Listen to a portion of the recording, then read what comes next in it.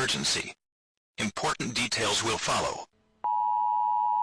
Police Chief Martinson adds that there's no point in looking in your toilet before you sit down because of the, how deep they sit in the bowl and their street smarts and cunning as a predator.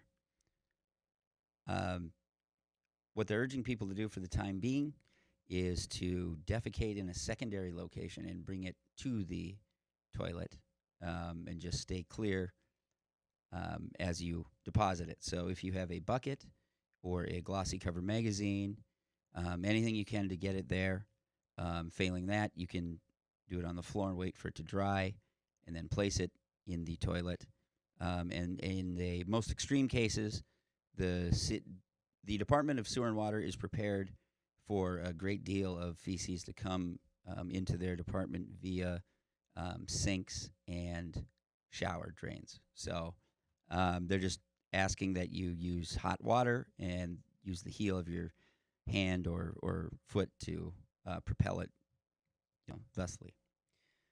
So Minneapolis police also have one final word of warning in this, that eels are a protected species. And despite this crisis, they want to remind everyone that protected species are protected for a reason. So if you harm an eel for any reason, no matter how mad you may be, you will do a mandatory jail sentence. They are guests in our sewage system and should be treated as such.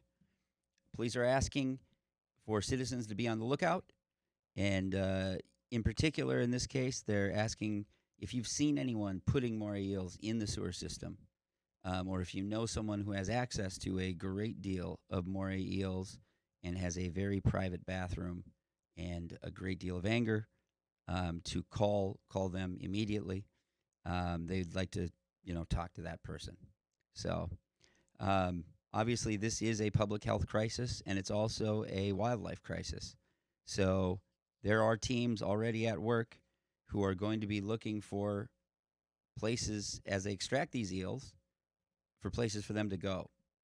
So, if you'd like to adopt one of these toilet eels, please reach out to call 311, and they will direct you that way.